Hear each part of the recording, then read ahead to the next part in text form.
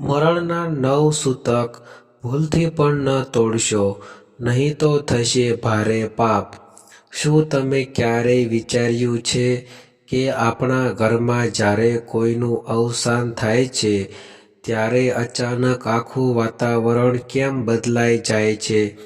ઘરમાં શાંતિ છવાઈ જાય છે, બધું જ નિર્જીવ લાગે છે અને એક અદૃશ્ય ઊર્જા જેવી અનુભૂતિ થવા લાગે છે. એ સમયે આપણા વડીલો કહે છે, હવે ઘર સૂતકમાં છે. પણ શું તમને ખબર છે કે આ સૂતક એટલે શું અને શા માટે કહેવામાં આવે છે કે આ દિવસોમાં કેટલાક નિયમો તોડવા એ માત્ર અશુભ જ નહીં, પણ પાપ સમાન છે? હિન્દુ ધર્મમાં માન્યતા છે કે જ્યારે કોઈનું મરણ થાય છે ત્યારે તે ઘરમાં એક આધ્યાત્મિક પરિવર્તન થાય છે. આત્મા એ ઘરથી વિદાય લે છે, પરંતુ તેના અંશરૂપ કેટલાક સંવેદનાત્મક ઊર્જા તત્વો થોડાક દિવસો સુધી એ સ્થળે જ રહે છે. એ સમય દરમિયાન ઘરનું વાતાવરણ શોકમય, અસ્વચ્છ અને ઊર્જાકીય રીતે અસ્થિર રહે છે. એ કારણસર જ આપણા શાસ્ત્રોમાં કહેવામાં આવ્યું છે કે આ દિવસોમાં આપણને સંયમ રાખવો, મનને સ્થિર રાખવું અને ધાર્મિક નિયમોનું પાલન કરવું ખૂબ જરૂરી છે. પરંતુ આજના આધુનિક સમયમાં ઘણા લોકો આ વાતોને અવગણતા થઈ ગયા છે.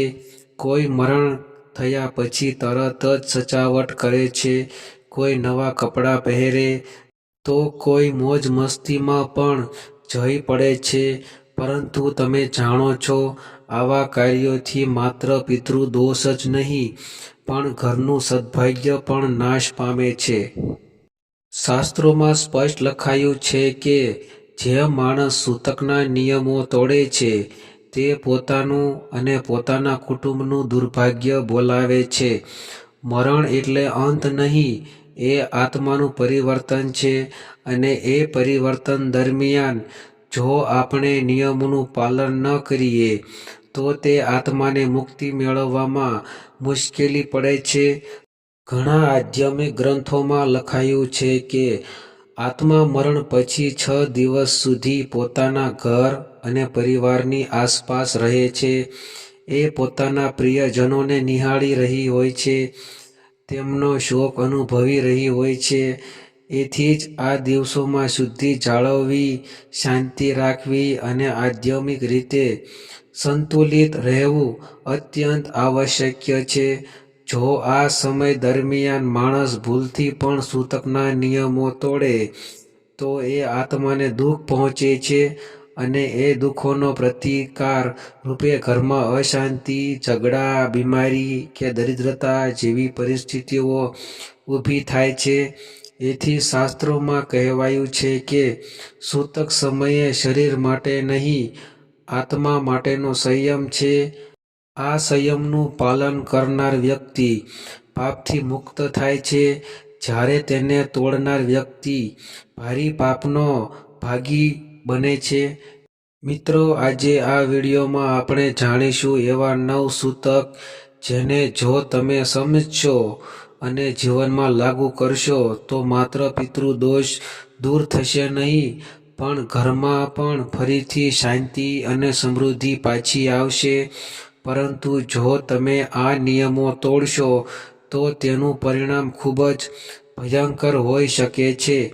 એથી અંત સુધી જોડાયેલા રહો અને એક એક સૂતકનો અર્થ સાચા અર્થમાં સમજજો. મિત્રો, આપણા હિન્દુ ધર્મમાં જીવન અને મૃત્યુ બંનેને સમાન રીતે પવિત્ર માનવામાં આવ્યા છે. જન્મ સમયે જાતક સૂતક હોય છે તો મરણ સમયે મૃત સૂતક. આ બંને સમય એ આત્માની યાત્રાના બે દ્વાર છે, એક જીવનમાં પ્રવેશનો અને બીજો મુક્તિ તરફના માર્ગનો. મૃત્યુ કોઈ અંત નથી, તે આત્માનો નવો પ્રારંભ છે. પણ આ પરિવર્તનના સમયમાં ઘરનું વાતાવરણ સામાન્ય નથી રહેતું. આ સમય દરમિયાન ઘર અને પરિવાર બંને આધ્યાત્મિક રૂપે અશુદ્ધ ગણાય છે. શાસ્ત્રોમાં કહેવામાં આવ્યું છે કે જ્યારે કોઈનું અવસાન થાય છે ત્યારે એ ઘર ઉપર એક પ્રકારની અશોચ ઉર્જા પ્રસરે છે. આત્મા તે ઘર છોડીને પોતાના યમલોક અથવા પિતૃલોકના માર્ગે જતા પહેલા થોડા દિવસો સુધી ત્યાં જ રહે છે. એ સમય દરમિયાન એ આત્મા પોતાના પરિવારના દરેક સભ્યને નિહાળી રહી હોય છે. એથી ઘરમાં ભારે શાંતિ, નિર્જીવતા અને ઉર્જાત્મક ભાર અનુભવાય છે. આને જ શાસ્ત્રોમાં મૃત સૂતક કહેવામાં આવ્યું છે. આ સમય દરમિયાન જો આપણે નિયમોનું પાલન કરીએ તો આત્માને સરળતાથી પોતાના ગંતવ્ય સુધી પહોંચવામાં સહાય થાય છે. પરંતુ જો આપણે ઉદાસીન થઈ જઈએ, મોજ મસ્તી કરીએ, પૂજાપાઠ કે શુભ કાર્ય કરીએ તો એ આત્માની યાત્રામાં વિઘ્ન પડે છે. આથી હિન્દુ સંસ્કૃતિએ આ સમયને સૂતક તરીકે સ્વીકાર્યો છે, જેમાં માણસે પોતાનું મન, શરીર અને ઘરની ઉર્જા શુદ્ધ રાખવી પડે છે. સૂતકનો અર્થ માત્ર અશુદ્ધિ નથી, એ આત્મા અને પરિવાર માટેનો સંયમ છે. આ સમય આપણા મનને શાંત રાખવા અને જીવનની નાશવંતતા સમજવા માટેનો સંયમ છે. મરણ આપણને બતાવે છે કે જીવન કેટલું અસ્થિર છે અને દરેક ક્ષણમાં ભગવાનનો સ્મરણ કેટલો જરૂરી છે. આથી જ આ દિવસોમાં કોઈ શુભ કાર્ય કરવું, નવા કપડાં પહેરવા કે મંદિરમાં પ્રવેશ કરવો મનાય છે. કારણ કે આ સમય ઉજવણીનો નહીં, વિચારનો છે. ઘણા લોકો આ નિયમોનું પાલન કર્યા વગર તરત જ સામાન્ય જીવનમાં પાછા વળી જાય છે. પરંતુ શાસ્ત્રોમાં સ્પષ્ટ લખાયું છે કે જ્યાં સૂતકના નિયમોનું ઉલ્લંઘન થાય છે ત્યાં સુખનો નિવાસ થતો નથી. એથી જે ઘરમાં મરણ થયું હોય એ ઘરમાં રહેનાર સૌએ આત્માની શાંતિ માટે થોડા દિવસ સુધી સંયમ રાખવો આવશ્યક છે. આ રીતે સૂતકનો અર્થ છે આત્માના માર્ગ માટે પવિત્ર તૈયારી. એ માત્ર પરંપરા નથી, પણ એક આધ્યાત્મિક પ્રક્રિયા છે. એથી જ્યારે કોઈ આપણા પરિવારનો સભ્ય દુનિયા છોડે ત્યારે આપણા ફરજ છે કે આપણે એ આત્માને શાંતિ મળે તે માટે શાંતિથી નિયમો મુજબ સૂતક સમય વિતાવીએ. આજે આપણે એ જ જાણીશું એ 9 સૂતક જે ભૂલથી પણ તોડવા ન જોઈએ.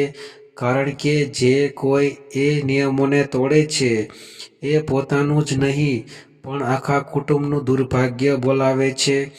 ચાલો હવે એક પછી એક જાણીએ એ 9 સૂતકના રહસ્ય, જે દરેકને જીવનમાં જરૂરથી સમજવા જોઈએ. નંબર 1, મરણના ઘરમાં 6 દિવસ સુધી ભોજન બનાવવું ટાળો. જ્યારે કોઈ ઘરમાં મરણ થાય છે ત્યારે તે ઘર પર શોકનો માહોલ છવાઈ જાય છે.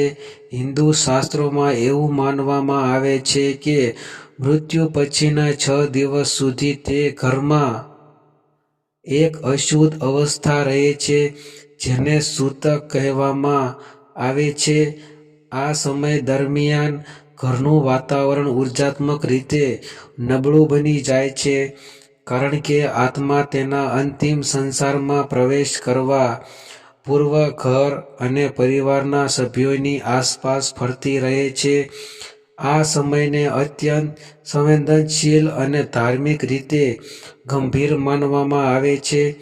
6 દિવસ સુધી ભોજન બનાવવું ટાળવું કારણ માત્ર પરંપરાગત નથી, પરંતુ તેના પાછળ ઊંડો આધ્યાત્મિક અર્થ છુપાયેલો છે.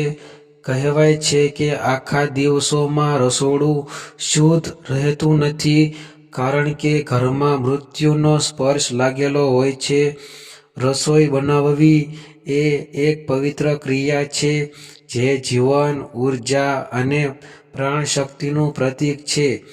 જ્યારે ઘરમાં શોકમય હોય ત્યારે રસોઈની સુગંધ, દીવો અને રસોઈનો ઉલ્લાસ આ બધું અસંગત ગણાય છે.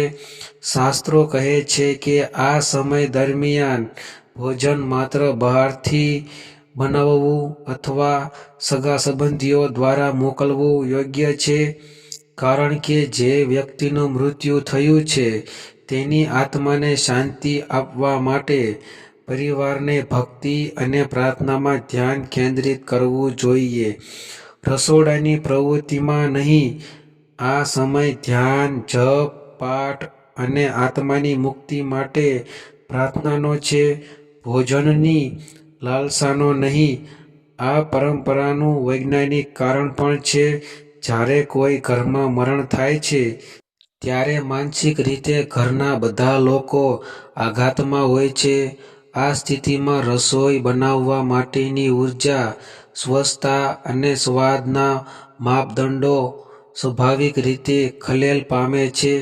તેથી શાસ્ત્રો કહે છે કે 6 દિવસ સુધી રસોઈ ન કરવી એ માનસિક આરામ અને આત્મિક શુદ્ધિ માટે જરૂરી છે. છઠ્ઠા દિવસે સૂતક નિવારણ કે શુદ્ધિ વિધિ થાય છે, જેમાં ઘરની શુદ્ધિ કરવામાં આવે છે, દીવો પ્રગટાવવામાં આવે છે અને પછી ફરીથી રસોઈ શરૂ કરવામાં આવે છે. એ સમયે ભગવાનને અર્પણ કરીને પહેલું ભોજન તૈયાર કરવું એ શુભ માનવામાં આવે છે. અંતમાં યાદ રાખો, આ નિયમ અંધશ્રદ્ધા નહીં, પરંતુ આધ્યાત્મિક સમજણ છે. મૃત્યુ એ અંત નહીં, પરંતુ આત્માની નવી યાત્રાનો આરંભ છે. આ 6 દિવસ દરમિયાન જો આપણે ભોજન, હાસ્ય, આનંદ જેવી ક્રિયાઓ રોકીએ તો તે આત્માની શાંતિ માટે શ્રદ્ધા અને સન્માનનું પ્રતીક છે. આ નિયમનું પાલન કરવાથી આપણે માત્ર પરંપરાનું માન રાખીએ છીએ નહીં, પણ આપણા મન અને ઘર બંને શુદ્ધ રાખીએ છીએ. અને જ્યાં શુદ્ધતા, શાંતિ અને શ્રદ્ધા હોય છે, ત્યાં દેવી શક્તિઓનો આશીર્વાદ આપોઆપ પ્રાપ્ત થાય છે. નંબર 2, નવા કપડાં ન પહેરો. આ સંયમનું પ્રતીક છે. જ્યારે કોઈ ઘરમાં મૃત્યુ થાય છે ત્યારે આખું પરિવાર શોકમાં ગરકાવ થઈ જાય છે. આ સમયે હિન્દુ શાસ્ત્રોમાં જે નિયમો બતાવવામાં આવ્યા છે તે કોઈ અંધશ્રદ્ધા નથી, પરંતુ આત્મિક શુદ્ધિ, સંયમ અને સંવેદનાની ઊંડી સમજ છે. એમાં એક મહત્વનો નિયમ છે, મરણના સમય દરમિયાન નવા કપડાં ન પહેરવા. શાસ્ત્રોમાં કહેવામાં આવ્યું છે કે મૃત્યુના દિવસોથી શરૂ થતા સૂતક દરમિયાન ઘરમાં એક પ્રકારની અશુદ્ધ ઉર્જા વ્યાપી રહે છે.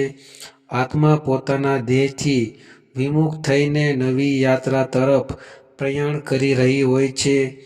એ સમય દરમિયાન જો પરિવાર નવા કપડાં પહેરે, આનંદના રંગો અપનાવે કે સજાવટ કરે તો તે શોક અને સંયમના માહોલના વિરુદ્ધ ગણાય છે. નવા કપડાં આનંદ અને ઉત્સવના પ્રતીક છે. જ્યારે આ સમય વિલાપ, આત્મચિંતન અને પ્રાર્થનાનો છે.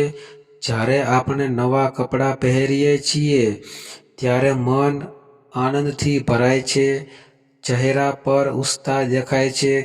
પરંતુ મૃત્યુના સમયે મનને શાંત રાખવું એ જ સાચો ધર્મ છે. આ સમયમાં જો આપણે મનમાં સંયમ રાખી સાદગી અપનાવીએ તો એ આત્માની યાત્રા સરળ બને છે. આત્માને એ સંદેશ મળે છે કે પરિવાર હવે આત્મિક રીતે પ્રાર્થનામાં છે, ભૌતિક દેખાવમાં નહીં. આ નિયમ પાછળ વૈજ્ઞાનિક કારણ પણ છે. મરણ પછીના દિવસોમાં ઘરનું વાતાવરણ ભારે બને છે, ઉર્જા સ્તર નીચે જાય છે.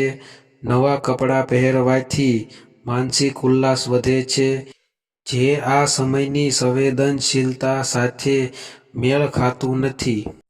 એથી શાસ્ત્રો કહે છે કે સૂતક સમય દરમિયાન જૂના, સાદા અને સ્વચ્છ કપડાં પહેરવા. આ એ સંકેત છે કે મન પણ સાદગીમાં રહે, ચમકમાં નહીં. મૃત્યુ એ અંત નથી, પરંતુ આત્માનો નવા લોક તરફનો આરંભ છે. તેથી એ સમય આપણા માટે પણ આંતરિક વિચારનો સમય છે. જીવનનું અર્થ શું છે? આપણા કર્મો શું છે? અને આત્માની યાત્રા કઈ દિશામાં જઈ રહી છે? આ વિચાર માટે શાંતિ, સંયમ અને ભક્તિ જરૂરી છે, ન કે આડંબર અને દેખાવ. હિન્દુ ગ્રંથોમાં લખ્યું છે કે શોકકાળમાં નવા વસ્ત્રો પહેરવાથી મન વિખેરાય છે અને આત્માની સ્મૃતિ ધૂંધળી પડે છે. એટલે નવા કપડાં પહેરવા એ માત્ર એક બાહ્ય ક્રિયા નહીં, પરંતુ એ આંતરિક ભાવનાનો અહંકારરૂપ પ્રતીક ગણાય છે.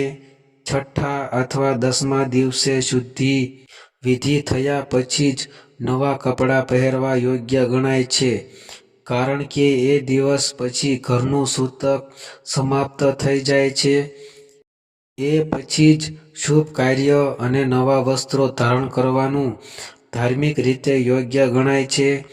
આ રીતે જોવામાં આવે તો નવા કપડાં ન પહેરવા એ દુઃખ વ્યક્ત કરવાની રીત નથી, પરંતુ એ સંયમ, શ્રદ્ધા અને આત્માની શાંતિ માટેની આધ્યાત્મિક પ્રક્રિયા છે. આ નિયમનું પાલન કરવાથી આપણે માત્ર પરંપરાનું માન રાખતા નથી, પરંતુ આપણા મનને પણ વિવેક અને નમ્રતાની દિશામાં લઈ જઈએ છીએ. કારણ કે મૃત્યુ એ આપણને યાદ અપાવે છે કે આ ચમકતા વસ્ત્રો અને ભૌતિક દેખાવ કરતાં પણ મોટું કંઈ છે. એ છે આત્માનો સાચો પ્રકાશ. નંબર 3, મંદિરમાં પ્રવેશ ન કરો. શુદ્ધ થવું જરૂરી છે. જ્યારે કોઈ વ્યક્તિનું મૃત્યુ થાય છે, ત્યારે આખા પરિવાર માટે તે સમય અત્યંત સંવેદનશીલ અને દુઃખભર્યો હોય છે. આ સમયને સૂતક કહેવામાં આવે છે, જેમાં ઘર એક પ્રકારની અશુદ્ધ અવસ્થામાં રહે છે.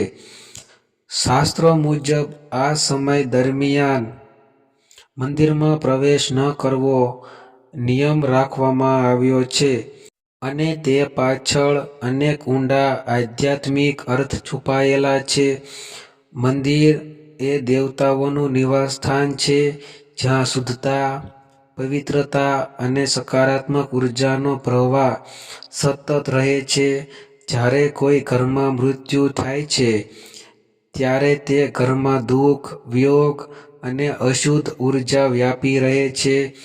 આ ઉર્જા કોઈ પણ પ્રકારની શાંતિપૂર્વકની દિવ્ય સ્થાને લઈને જવી યોગ્ય નથી, કારણ કે શોકકાળ દરમિયાન મન અને શરીર બંને અશાંત રહે છે. અને આવી સ્થિતિમાં મંદિરમાં જઈને ભગવાનની ઉપાસના કરવાથી ભક્તિ નહીં, પરંતુ વિખરાયેલ ચેતના ઉત્પન્ન થાય છે.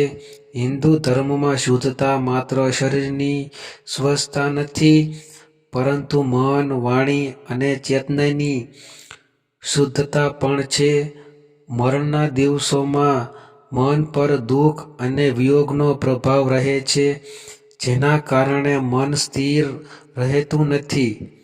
અને મંદિર એ સ્થાન છે જ્યાં ભક્તિ માટે મન સ્થિર, શાંત અને શુદ્ધ હોવું આવશ્યક છે. આથી શાસ્ત્રો કહે છે કે સૂતક દરમિયાન મંદિરમાં પ્રવેશ ન કરો, કારણ કે તે સમય ભક્તિ કરતાં આત્મચિંતન અને પ્રાર્થના માટે યોગ્ય છે. મરણ પછી આત્મા પોતાના માર્ગ પર આગળ વધે છે. પરંતુ શરૂઆતના દિવસોમાં તે આત્મા પરિવાર અને ઘર આસપાસ જ રહેલી હોય છે.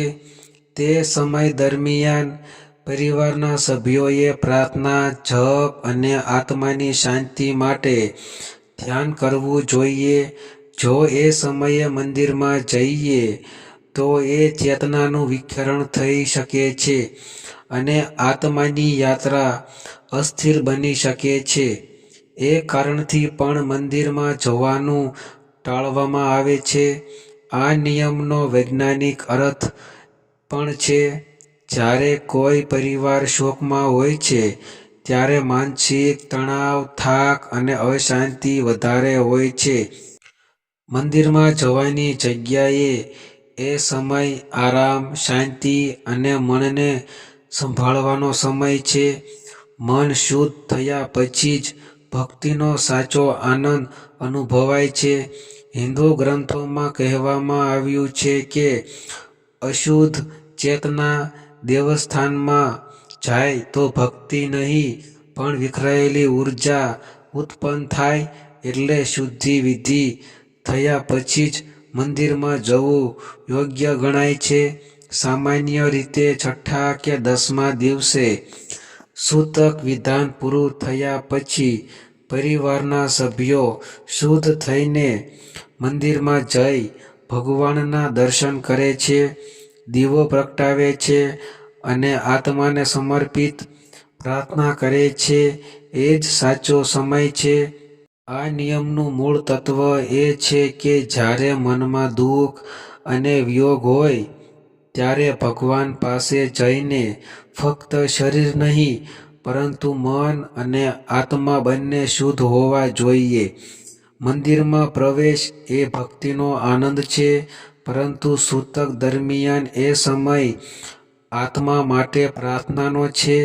એટલે જ શાસ્ત્રો કહે છે, મંદિરમાં પ્રવેશ કરતા પહેલા શુદ્ધ થવું જરૂરી છે, કારણ કે ભગવાનને શરીર નહીં પરંતુ શુદ્ધ મનથી કરેલી પ્રાર્થના જ સૌથી પ્રિય છે. નંબર 4, પચાંગ ભલોણો કે પૂજન ન કરો. આ સમયે મન શાંત રાખવું જરૂરી છે. જ્યારે કોઈ ઘરમાં મૃત્યુ થાય છે ત્યારે હિન્દુ ધર્મ મુજબ એ ઘરમાં સૂતક લાગવું પડે છે.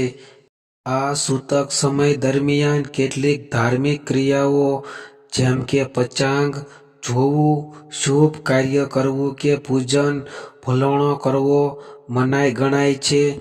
આ નિયમ માત્ર પરંપરાગત નથી, પરંતુ તેના પાછળ ઊંડો આધ્યાત્મિક અને માનસિક અર્થ છુપાયેલો છે. પહેલું કારણ એ છે કે મરણના દિવસોમાં ઘરનું વાતાવરણ શોકમય અને અશુદ્ધ ગણાય છે. એ સમય દરમિયાન આત્મા પોતાના શરીરથી વિમુક્ત થઈ નવી યાત્રા પર જાય છે. ઘરના સભ્યોનું મન દુઃખ, વિયોગ અને સંવેદનાથી ભરેલું હોય છે. આવી સ્થિતિમાં કોઈ પણ શુભ કાર્ય, પૂજન કે પંચાંગનું અનુસરણ કરવું અયોગ્ય ગણાય છે, કારણ કે તે સમયે મન એકાગ્ર રહેતું નથી.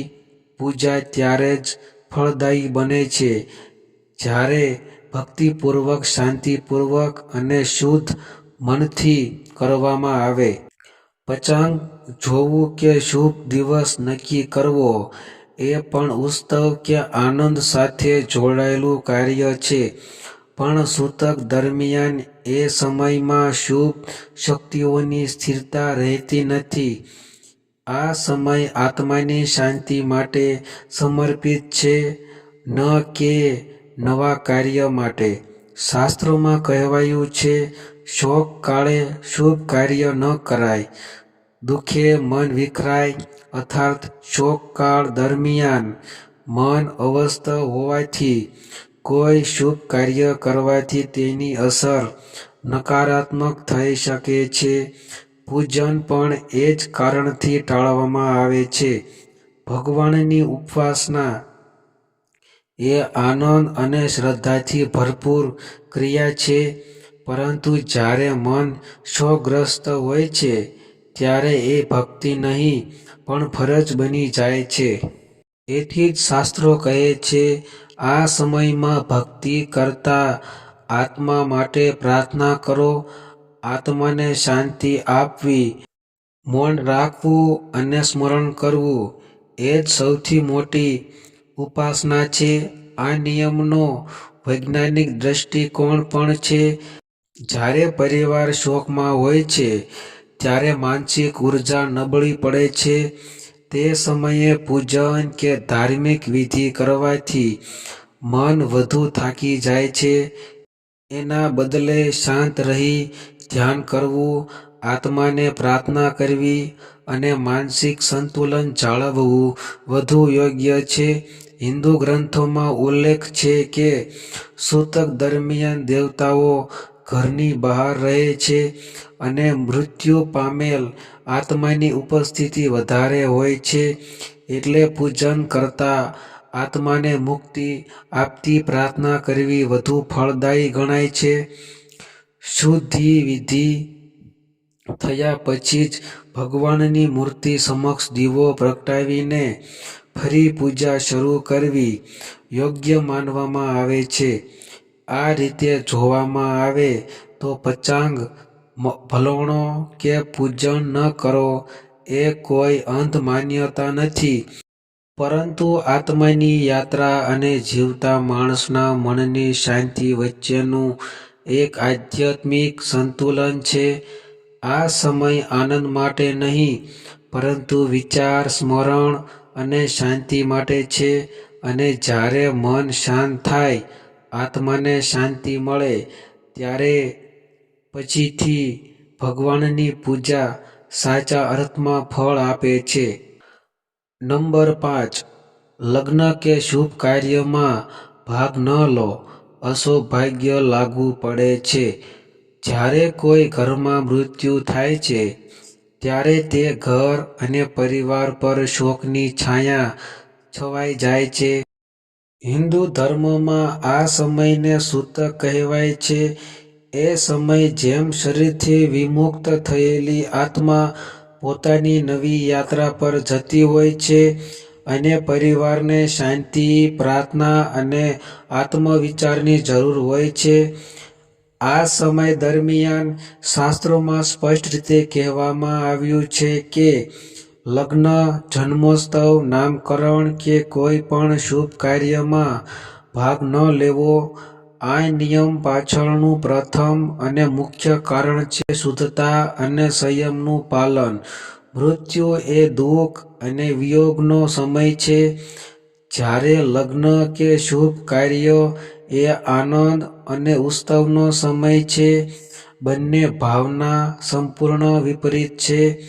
જો શોકકાળ દરમિયાન કોઈ વ્યક્તિ શુભ કાર્યમાં ભાગ લે છે, તો તે આધ્યાત્મિક સંતુલન તૂટી જાય છે. મનમાં વિયોગ અને આનંદની ઉર્જા ટકરાય છે, જેના કારણે શુદ્ધિ ભંગ થાય છે અને ધાર્મિક દ્રષ્ટિએ અસૌભાગ્ય લાગુ પડે છે. હિન્દુ શાસ્ત્રોમાં લખાયું છે કે શોક અને શુભ એક સાથે ન ચાલે. એટલે જ કહેવામાં આવે છે કે સૂતક દરમિયાન કોઈ પણ શુભ કાર્ય કે ઉત્સવમાં ભાગ લેવું પાપ સમાન ગણાય છે. એ સમય આત્માની શાંતિ માટે રાખવામાં આવ્યો છે, આનંદ માટે નહીં. જો એ સમયમાં હાસ્ય, સંગીત અને ઉજવણી થાય તો તે આત્માને અશાંતિ પહોંચાડે છે. આ નિયમ પાછળ આધ્યાત્મિક તત્વ પણ છે. મૃત્યુ પછીની પ્રારંભિક 10 દિવસની અવધિ દરમિયાન આત્મા પરિવાર આસપાસ ફરતી રહે છે. તે સમયે જો પરિવારના સભ્યો ઉત્સવમાં વ્યસ્ત થાય તો આત્માને એવું લાગે કે તેને ભૂલી દેવામાં આવી છે. એ આત્મા અશાંત રહે છે અને તેની મુક્તિમાં વિઘ્ન આવે છે. તેથી એ સમય દરમિયાન પ્રાર્થના, સ્મરણ અને જપ કરવો એ જ સાચો ધર્મ છે. આ નિયમનો વૈજ્ઞાનિક અર્થ પણ છે. મરણ પછીના દિવસોમાં પરિવાર માનસિક રીતે દુઃખમાં હોય છે. ઉત્સવ કે લગ્નમાં જવાથી એ મન વધુ ખલેલ પામે છે. શાસ્ત્રો અનુસાર એ સમયમાં મનને સ્થિર રાખવું અને આધ્યાત્મિક રીતે શક્તિશાળી બનવું વધુ જરૂરી છે. હિન્દુ ગ્રંથોમાં પણ ઉલ્લેખ છે કે સૂતક દરમિયાન કોઈ પણ શુભ કાર્ય કરવાથી એ કાર્યનું ફળ અપૂર્ણ રહે છે. એટલે જે લોકો લગ્ન, પૂજન કે નવા કાર્યનું આયોજન કરે છે તેઓએ સમયે શોકગ્રસ્ત ઘરના સભ્યોને બોલાવતા નથી. આ પરંપરા એ સંવેદનાની નિશાની છે કે દુઃખના સમયમાં આનંદની વચ્ચે જવું યોગ્ય નથી. સામાન્ય રીતે 10મા દિવસે શુદ્ધિ વિધિ થાય છે, જે પછી માણસ ફરીથી પોતાના દૈનિક અને ધાર્મિક કાર્યો શરૂ કરી શકે છે. ત્યારબાદ જ શુભ કાર્યોમાં ભાગ લેવો યોગ્ય ગણાય છે. તેથી યાદ રાખો, લગ્ન કે શુભ કાર્યમાં ભાગ ન લેવું કોઈ અંધશ્રદ્ધા નહીં, પરંતુ આત્માની શાંતિ અને સંયમનો સંદેશ છે. મૃત્યુ એ અંત નથી, પરંતુ આત્માનો નવો આરંભ છે, અને એ આરંભ માટે શાંતિ, પ્રાર્થના અને સ્મરણ જ સૌથી જરૂરી છે. નંબર 6, ઘરમાં તૂટેલી વસ્તુ કે તૂટેલી મૂર્તિ ન રાખો. હિન્દુ ધર્મમાં ઘર માત્ર ઈંટ અને સિમેન્ટનું માળખું નથી, પરંતુ એ એક જીવંત ઉર્જા કેન્દ્ર છે. ઘરનો દરેક ખૂણો, દરેક વસ્તુ અને દરેક મૂર્તિ પોતાની એક અલગ ઉર્જા ધરાવે છે.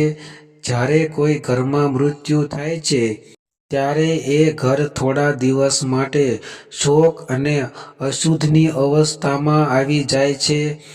આ સમય દરમિયાન અને સામાન્ય રીતે પણ શાસ્ત્રો કહે છે કે ઘરમાં તૂટેલી વસ્તુ કે તૂટેલી મૂર્તિ ન રાખવી જોઈએ. આ નિયમ પાછળ ખૂબ ઊંડો આધ્યાત્મિક અર્થ છે. હિન્દુ ધર્મમાં દરેક મૂર્તિ અને વસ્તુને ચેતન, શક્તિનું પ્રતીક માનવામાં આવે છે. ભગવાનની મૂર્તિ હોય કે ઘરની સામાન્ય વસ્તુ, એમાં પણ એક પ્રકારની પ્રાણ શક્તિ વસે છે. જ્યારે કોઈ વસ્તુ તૂટી જાય છે ત્યારે એ પ્રાણ શક્તિ ખંડિત થઈ જાય છે અને એમાંથી નકારાત્મક ઉર્જા પ્રસરે છે. ખાસ કરીને મૃત્યુ પછીના દિવસોમાં, જ્યારે ઘરનું વાતાવરણ પહેલેથી જ અશુદ્ધ હોય, ત્યારે આવી તૂટેલી વસ્તુઓ દુઃખ અને અશાંતિ વધારવાનું કામ કરે છે. ધાર્મિક ગ્રંથોમાં લખ્યું છે કે તૂટેલું સ્વરૂપ દેવતત્વને ધારણ નથી કરી શકતું, એટલે તૂટેલી મૂર્તિ ભગવાનના નિવાસ માટે યોગ્ય નથી. જો ઘરમાં તૂટેલી મૂર્તિ રાખવામાં આવે તો તે સકારાત્મક ઉર્જાને આકર્ષતી નથી, પરંતુ ધીમે ધીમે નકારાત્મકતા ફેલાવવાનું કામ કરે છે. એ જ કારણથી મૃત્યુના સમયે કે પછી ઘરની શુદ્ધિ દરમિયાન તૂટેલી મૂર્તિઓ, ફાટેલા ફોટા, તૂટેલી ઘડીઓ, વાસણો કે અરીસાઓને દૂર કરવામાં આવે છે. આ નિયમનો વૈજ્ઞાનિક અર્થ પણ છે. તૂટેલી વસ્તુઓ ઘરમાં રાખવાથી માનસિક અસ્વસ્થતા વધે છે, મનમાં અપૂર્ણતા અને બોજની લાગણી ઉત્પન્ન થાય છે. વાસ્તુશાસ્ત્ર મુજબ પણ તૂટેલી વસ્તુઓ સ્થિર ઉર્જાને અવરોધે છે, જેના કારણે ધન, સ્વાસ્થ્ય અને શાંતિ પર અસર પડે છે. મૃત્યુ પછીના દિવસોમાં, જ્યારે આત્મા ઘર આસપાસ વિલંબ કરે છે, ત્યારે એવી તૂટેલી વસ્તુઓએ ઉર્જાને પણ અસ્તવ્યસ્ત બનાવી શકે છે. શાસ્ત્રો સૂચવે છે કે તૂટેલી મૂર્તિને ક્યારેય કચરામાં ન ફેંકવી, પરંતુ વહેતું પાણી કે પવિત્ર સ્થાન જેમ કે નદી, તળાવ કે વૃક્ષની નીચે વિધિપૂર્વક વિસર્જિત કરવી જોઈએ. આ રીતે એ મૂર્તિને માન આપીને વિદાય આપવી એ ધાર્મિક રીતે યોગ્ય ગણાય છે. ઘરમાં ફક્ત અખંડિત અને સ્વચ્છ વસ્તુઓ જ રાખવી એ શાંતિ અને સમૃદ્ધિ માટે મહત્વપૂર્ણ છે. કારણ કે દરેક વસ્તુમાંથી ઉર્જા વહે છે. તૂટેલી વસ્તુમાંથી નકારાત્મક ઉર્જા, જ્યારે પૂર્ણ વસ્તુમાંથી સકારાત્મક ઉર્જા વહે છે. એટલે યાદ રાખો, તૂટેલી વસ્તુ કે મૂર્તિ ન રાખવી એ અંધ માન્યતા નથી, પરંતુ ઘરનું ઉર્જાત્મક સંતુલન જાળવવાનો ઉપાય છે. જે ઘરમાં સકારાત્મક ઉર્જા વસે છે, ત્યારે દુઃખ, વિવાદ અને અશાંતિ ટકે નહીં, અને જ્યાં તૂટેલી વસ્તુઓ દૂર થાય છે, ત્યાં ભગવાનની કૃપા અને સમૃદ્ધિ આપોઆપ પ્રવેશે છે. નંબર 7. દેહ સંસ્કાર પછી હાથે મીઠું ન ધોઈએ ત્યાં સુધી રસોઈ ન ખાવા જોઈએ. મૃત્યુ પછી દેહ સંસ્કાર એક અત્યંત પવિત્ર અને સંવેદનશીલ વિધિ છે. આ વિધિ દરમિયાન વ્યક્તિ મૃત્યુ પામેલા આત્માના અંતિમ પ્રવાસમાં સહભાગી બને છે. એટલે આ સમય ખૂબ જ ધાર્મિક અને શુદ્ધતાના નિયમોથી ભરેલો હોય છે. આપણા શાસ્ત્રોમાં જણાવાયું છે કે દેહ સંસ્કાર કર્યા પછી તાત્કાલિક ખાવા પીવાની વસ્તુઓનો સ્પર્શ કરવો કે રસોઈમાં જવું અત્યંત અશુદ્ધ માનવામાં આવે છે. કારણ કે એ સમયે શરીર અને મન બંને શોક અને અશુદ્ધિની સ્થિતિમાં હોય છે. દેહ સંસ્કાર પછી મીઠું ધોવું એટલે કે શુદ્ધિકરણ કરવું એ ખૂબ જ મહત્વપૂર્ણ છે. શાસ્ત્ર અનુસાર મૃત્યુ પામેલા વ્યક્તિના શરીર સાથે સંસ્પર્શ થવાથી એક પ્રકારની સાંસ્કારિક અશુદ્ધિ થાય છે, જેને સૂતક કહેવામાં આવે છે.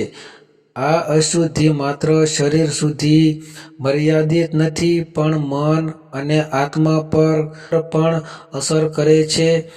તેથી જ કહેવાય છે કે જ્યાં સુધી વ્યક્તિ શુદ્ધ ન થાય ત્યાં સુધી રસોઈમાં જવું કે ભોજન કરવું યોગ્ય નથી. મીઠું ધોવાનું એક પ્રતીકાત્મક શુદ્ધિકરણ છે. તે શરીરને શારીરિક તેમજ આધ્યાત્મિક સ્વસ્થતા આપે છે. આપણા પૂર્વજોએ મીઠું ધોવાનો નિયમ માત્ર ધાર્મિક દ્રષ્ટિએ જ નહીં, પણ સ્વાસ્થ્યની દ્રષ્ટિએ પણ બનાવ્યું હતું. મૃત્યુ પામેલા શરીર પાસે રહેવાથી અથવા ચિંતાગૃહ નજીક જવાથી અનેક પ્રકારના અશુદ્ધ તત્વો શરીર પર ચોંટે છે. મીઠું ધોવાથી એ તત્વો દૂર થાય છે અને શરીર શુદ્ધ બને છે. આ નિયમનો એક આધ્યાત્મિક અર્થ પણ છે. મૃત્યુ પછીનું વાતાવરણ એક પ્રકારની ઉર્જા ધરાવે છે, જેમાં દુઃખ, વિયોગ અને શોકની છાયા હોય છે. જો એ સમયે વ્યક્તિ રસોઈ કે ભોજન સાથે સંકળાઈ જાય તો તે દુઃખની ઉર્જા ઘરમાં પ્રવેશી શકે છે. તેથી શાસ્ત્ર કહે છે કે શુદ્ધ થવા પહેલાં રસોઈ કરવી કે ખાવું એ અશુભ છે, અને તે પરિવારના અન્ય સભ્યો માટે પણ નકારાત્મક અસર આપે છે. આથી હંમેશા દેહ સંસ્કાર કર્યા પછી પાણી, ગંગાજળ અથવા મીઠું ધોઈને શરીર શુદ્ધ કરો. ત્યારબાદ જ કોઈ પણ ધાર્મિક કાર્ય, રસોઈ કે ભોજન કરો. આ રીતે કરવાથી એક તરફ શરીર શુદ્ધ થાય છે અને બીજી તરફ મનને પણ શાંતિ મળે છે. આ નિયમ માત્ર પરંપરા નથી, પણ આપણા શાસ્ત્રોએ આપેલું એવું દૈવી માર્ગદર્શન છે, જે આત્માની શાંતિ, પરિવારની સુખ શાંતિ અને આધ્યાત્મિક સંતુલન જાળવવા માટે બનાવવામાં આવ્યું છે. તેથી હંમેશા યાદ રાખો, દેહ સંસ્કાર પછી મીઠું ધોયા વગર રસોઈમાં જવું કે ભોજન કરવું શાસ્ત્ર મુજબ અયોગ્ય અને અશુભ ગણાય છે. નંબર 8. સૂતકમાં ભાગ લીધેલી વસ્તુઓ પણ શૌચાળ નથી. જ્યારે કોઈ વ્યક્તિના ઘરમાં મૃત્યુ થાય છે, ત્યારે માત્ર માણસ જ નહીં, પરંતુ એ ઘરના દરેક સામાન, વસ્ત્રો અને ઉપયોગની વસ્તુઓ પર પણ સૂતક લાગુ પડે છે. આ નિયમ આપણા શાસ્ત્રોમાં ખૂબ જ સ્પષ્ટ રીતે જણાવાયો છે. સૂતકનો અર્થ થાય છે અશુદ્ધ અવસ્થા, જે શરીર, મન અને પરિસર ત્રણેય સ્તરે અસર કરે છે. એટલે જ કહેવાય છે કે સૂતકમાં ભાગ લીધેલી વસ્તુઓ પણ શૌચાળ નથી, એટલે કે શુદ્ધ માનવી શકાય નહીં, જ્યાં સુધી શુદ્ધિકરણ ન થાય. જ્યારે કોઈ વ્યક્તિ મૃત્યુ પામે છે, ત્યારે એ ઘરમાં એક પ્રકારની ઊર્જા પરિવર્તન થાય છે, જે શોક, દુઃખ અને વિયોગથી ભરેલું હોય છે. એ સમયે ઘરનું વાતાવરણ અશુદ્ધ ગણાય છે, કારણ કે જીવન અને મૃત્યુની વચ્ચેની દિવ્ય પ્રતિક્રિયામાં નકારાત્મક ઊર્જા પ્રવહમાન રહે છે. જે વસ્તુઓ એ પ્રક્રિયામાં ઉપયોગમાં લેવાય છે, જેમ કે ચાદર, કપડાં, વાસણો, ખુરશી અથવા અન્ય સામાન, એ વધુ સૂતકમાં સ્પર્શિત કહેવાય છે, અને એ માટે તેને તરત જ શૌચાળ ગણાતું નથી. શાસ્ત્રોમાં કહેવામાં આવ્યું છે કે સૂતક દરમિયાન આ વસ્તુઓનો તરત જ ઉપયોગ કરવો અશુભ માનવામાં આવે છે, કારણ કે એ વસ્તુઓ પર મૃત્યુનો સંસર્ગ રહે છે, જે અશુદ્ધિનું કારણ બને છે. આ માત્ર ધાર્મિક માન્યતા નથી, પરંતુ વૈજ્ઞાનિક દ્રષ્ટિએ પણ યોગ્ય છે. મૃત્યુદેહની નજીક રહેલી વસ્તુઓ પર બેક્ટેરિયા, ધુમાડો અને અગ્નિની અસર થવાથી અદૃશ્ય પ્રકારના તત્વો ચોંટે છે, જે સ્વાસ્થ્ય માટે નુકસાનકારક હોય છે. તેથી જ આપણા વેદો અને પુરાણોમાં કહેવામાં આવ્યું છે કે દેહ સંસ્કાર પછી જે વસ્તુઓ અંતિમ વિધિમાં ગઈ હોય, જેમ કે પાત્રો, કપડાં, માટીના વાસણ, દીવા વગેરે, એ વસ્તુઓનું શુદ્ધિકરણ કે નાશ કરવો આવશ્યક છે. જો એ વસ્તુઓ ઘરમાં રાખવામાં આવે અને તાત્કાલિક ઉપયોગ થાય, તો તે ઘરમાં અશાંતિ, રોગ અને નકારાત્મક ઊર્જા પ્રસરે છે. સૂતકનો સમય સામાન્ય રીતે 10 દિવસ સુધી માનવામાં આવે છે. આ સમય દરમિયાન ઘરમાં નવી રસોઈ કરવી, પૂજા, હવન કે કોઈ શુભ કાર્ય કરવું મનાય છે. આ સમય દરમિયાન જે વસ્તુઓ સૂતકમાં ભાગ લેશે, જેમ કે થાળીઓ, કપડાં કે મંજીલો, એને પાણીથી ધોઈને અથવા ગંગાજળથી શુદ્ધ કર્યા પછી જ ફરી ઉપયોગ કરવો જોઈએ. આ નિયમ માત્ર પરંપરા નથી, પણ આપણા પૂર્વજોની આધ્યાત્મિક સમજનું પ્રતિબિંબ છે. તેઓ જાણતા હતા કે મૃત્યુ પછીની ઊર્જા ઘરમાં કેટલો પ્રભાવ પાડે છે. આથી સૂતક દરમિયાન બધું શુદ્ધ રાખવાનું કારણ એ છે કે પરિવાર ફરીથી ધાર્મિક અને માનસિક સંતુલનમાં આવી શકે. તેથી હંમેશા યાદ રાખવું, સૂતકમાં ભાગ લેનારી વસ્તુઓ તરત શુદ્ધ ગણાતી નથી. એનું શુદ્ધિકરણ ગંગાજળ, સૂર્યપ્રકાશ કે અગ્નિથી કર્યા પછી જ ઉપયોગ કરવો જોઈએ. આ રીતે આત્માની શાંતિ અને ઘરની પવિત્રતા બંને જળવાય છે. નંબર 9, અંતિમ દિવસ સુધી પવિત્રતા જાળવવી પછી શુદ્ધ વિધિ કરો. જ્યારે ઘરમાં કોઈ વ્યક્તિનું મૃત્યુ થાય છે, ત્યારે એ ક્ષણથી જ સમગ્ર પરિવાર માટે સૂતક અથવા અશુદ્ધિનો સમય શરૂ થાય છે. આ સમય સામાન્ય રીતે 10 દિવસ સુધી ચાલે છે, અને આ અવધિ દરમિયાન પરિવારના સભ્યોને અનેક ધાર્મિક અને શારીરિક નિયમોનું પાલન કરવું આવશ્યક ગણાય છે. આ નિયમોમાંનું સૌથી મહત્વપૂર્ણ સિદ્ધાંત છે અંતિમ દિવસ સુધી પવિત્રતા જાળવવી પછી શુદ્ધ વિધિ કરવી. પવિત્રતા એટલે માત્ર બહારથી સ્વચ્છ રહેવું નહીં, પરંતુ મન, વાણી અને વર્તનમાં પણ શાંતિ અને શુદ્ધતા જાળવવી. સૂતકના દિવસોમાં વ્યક્તિને ધાર્મિક વિધિઓ, પૂજા, જપ કે કોઈ પણ શુભ કાર્ય કરવાનું મનાય છે, કારણ કે એ સમય શોક અને વિયોગનો સમય છે. જેમાં પરિવારના સભ્યોને આંતરિક શાંતિ અને આત્મવિચારની જરૂર હોય છે. એ દિવસોમાં દેહની નહીં પરંતુ આત્માની શુદ્ધિ માટે મૌન અને સંયમનું પાલન કરવું એ જ સાચી પવિત્રતા છે. શાસ્ત્રોમાં લખાયું છે કે મૃત્યુ પછી આત્મા 10મા દિવસે સંપૂર્ણ રીતે પરલોક યાત્રા પૂર્ણ કરે છે. આથી આ 10 દિવસ સુધી ઘરમાં અને પરિવારના દરેક સભ્યમાં એક પ્રકારની અશુદ્ધ ઉર્જા રહે છે. જો આ અવધિમાં કોઈ વ્યક્તિ નિયમો તોડી દે કે પવિત્રતાનું ધ્યાન ન રાખે તો એ આત્માની યાત્રામાં વિઘ્નરૂપ બને છે. એટલે જ અંતિમ દિવસ સુધી પવિત્રતા જાળવવી એ શાસ્ત્રોનું એક અગત્યનું સૂત્ર છે. આ સમય દરમિયાન ઘરમાં શાંતિ રાખવી, કોઈ ઝઘડો કે ઊંચી અવાજે બોલવું ટાળવું અને હંમેશા સફેદ કે સાદા કપડાં પહેરવા જોઈએ. રસોઈમાં તીખું, મીઠું કે મનગમતું ખાવાનું ટાળવું જોઈએ, કારણ કે આ સમય તપસ્યાનો સમય છે, આનંદનો નહીં.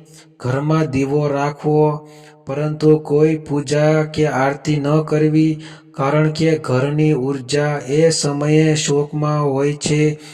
જ્યારે 10મા દિવસે અથવા સૂચિત અંતિમ દિવસે શુદ્ધ વિધિ થાય છે, ત્યારે ગંગાજળ, ધૂપ અને મંત્રોચ્ચારથી સમગ્ર ઘરનું શુદ્ધિકરણ કરવામાં આવે છે.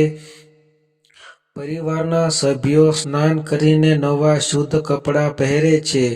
એ વિધિનો અર્થ એ છે કે અશુદ્ધ અવસ્થા હવે સમાપ્ત થઈ છે અને ઘર ફરીથી પવિત્ર બન્યું છે. આ વિધિ પછી જ પૂજા, ભોજન અને શુભ કાર્યો શરૂ કરવાનું ધાર્મિક રીતે યોગ્ય માનવામાં આવે છે. આ પ્રથા માત્ર ધાર્મિક માન્યતા નથી, પણ આધ્યાત્મિક સંતુલન જાળવવાની એક શક્તિશાળી પદ્ધતિ છે. આ નિયમ આપણા મનને શોકમાંથી બહાર લાવી આત્માને શાંતિ તરફ દોરી જાય છે. તેથી હંમેશા યાદ રાખવું, અંતિમ દિવસ સુધી પવિત્રતા જાળવી રાખવી એ માત્ર નિયમ નહીં, પણ આત્માની મુક્તિ અને પરિવારની શાંતિ માટેનું દૈવી કર્તવ્ય છે.